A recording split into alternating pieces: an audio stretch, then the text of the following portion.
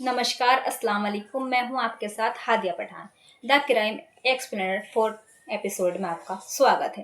दोस्तों, आपने मेरठ का मुस्कान कांड तो ज़रूर सुना होगा। वही मामला जिसमें पत्नी ने अपने ही पति को अपने प्रेमी के संग मौत की घाट उतारकर नीले ड्रम में उसका शव भर दिया था। उस केस ने पूरे देश को हिलाकर रख दिया था।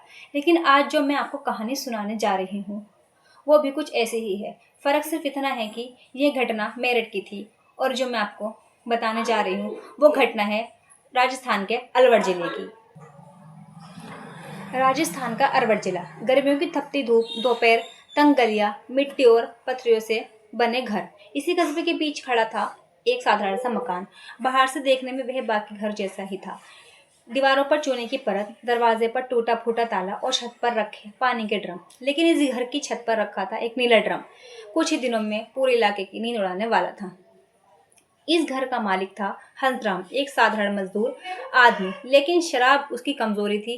दिन भर की कमाई का बड़ा हिस्सा शराब में उड़ जाता। शाम को घर लौटकर बोतल खोलता, गिलास भरता और नशे में धो धोकर चीखना चिल्लाना शुरू कर देता। उसकी पत्नी सुनीता सालों से यह सब सह रही थी। वह न जाने कितनी रातें रोते रोते गुजार चुकी थी। सुनीता के पास मैके लौट जाने का विकल्प था, लेकिन समाज की बेड़े ने उसे रोक रखा था। 3 छोटे बच्चे उसकी जिम्मेदारी थे। मैके वाले भी कहते कि औरत का असली घर उसके पति का ही घर होता है। मजबूरी में वह उसी वातावरण में जीती रही जहाँ पर हर रात अपमान, हिंसा और डर उसका हिस्सा बन गया था। इसी दौरान उसकी जिंदगी में आया जितेंद्र। वह यह उसी मकान का मालिक का बेटा था। शुरुआत में वह मदद करता, छोटी छोटी बातें पूछता। धीरे धीरे उसकी मौजूदगी सुनीता के लिए सहारा बन गई। हंसराम के हिंसा और जितेंद्र का अपनापन, दोनों के बीच का अंतर सुनीता को अंदर तक खींच ले गया। कुछ महीनों में उनका रिश्ता छिपकर गहराता गया। 15 अगस्त की रात बाहर पूरे देश आज़ादी का जश्न मना रहा था। मोहल्ले की गलियों में बच्चे तिरंगे लहरा रहे थे, ढोल नगाड़े बज रहे थे। लेकिन इसी घर की 4 दीवारी में एक ही अलग तूफान उठ रहा था।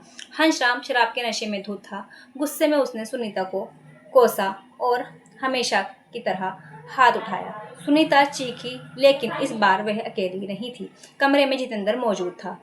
वह गुस्से में भर उठा। बहस, धक्का मुक्की और फिर हाथापाई शुरू हो गई। पल भर में हालात ऐसे बने कि हंसराम जमीन पर गिर पड़ा। उसके गले पर कसता हुआ हाथ, दम घुटता हुआ शरीर और फिर एक खामोशी। हंसराम अब इस दुनिया में नहीं था। सुनीता और जितेंद्र दोनों कांप रहे थे। उन्होंने जो किया वह आप वापस नहीं ला जा सकता था। लाश उनके सामने पड़ी थी और डर उनके सिर पर था। अब सवाल था कि इसे कैसे छिपाया जाए। तभी उनकी नज़र पड़ी घर के कोने में रखे बड़े नीले प्लास्टिक के ड्रम पर। वह ड्रम पानी भरने के काम आता था।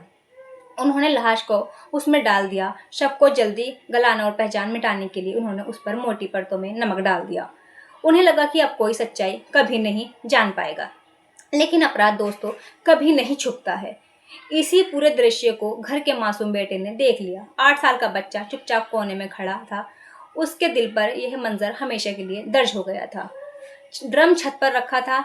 दिन बीतने लगे, बदबू फैलनी शुरू हुई। मोहल्ले के लोग बात करने लगे कि आखिर यह कैसी गंध है।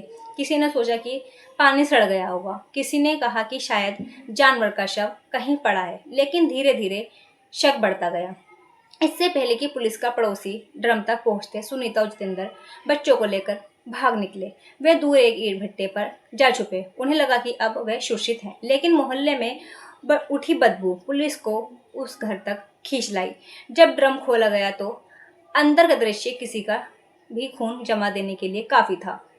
सड़ा गला शव, ऊपर छिड़का नमक और चारों तरफ फैलती सड़ान। पुलिस तुरंत हरकत में आई।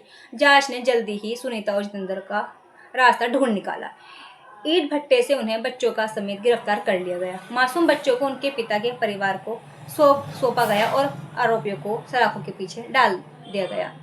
इस घटना ने पूरे इलाकों को हिलाकर रख दिया। मोहल्ले के लोग हैरान थे कि कैसे एक पत्नी अपने ही पति की हत्या कर दी। अब शव को छिपाने के लिए ड्रम का सहारा लिया और लोग दहशत में थे। गली गली चर्चा होने लगी। बच्चे डरे हुए थे। बुजुर्ग चौपाल पर सिर हिलाकर कहते कि रिश्ते अब टूटते हैं, इंसान इंसान नहीं रहता है।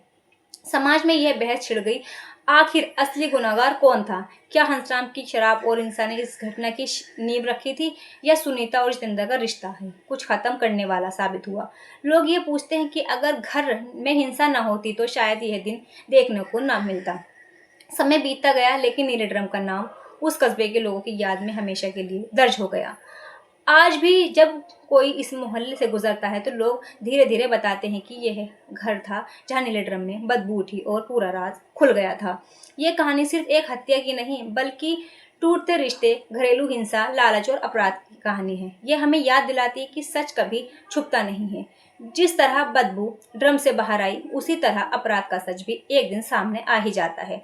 आज भी अलवर के लोग उस नीले ड्रम को याद कर कर सिर उठाते हैं। ये ड्रम अब सिर्फ प्लास्टिक का बर्तन नहीं रहा, बल्कि इंसानी कमजोरी, अपराध और एक बिखरे परिवार का प्रतीक बन गया था। दोस्तों, एक लालच ने ही पूरे परिवार को बिखार दिया। बाप गया, बाप तो सो गया मौत की नींद, माँ सलाखों के पीछे, और बच्चों की जिंदगी और बच्चों का पूरा भविष्य बर्बाद हो गया। देखिए दोस्तों, एक औरत ने ही अपने पूरे परिवार को कैसे बर्बादी के रास्ते पर लाकर छोड़ दिया।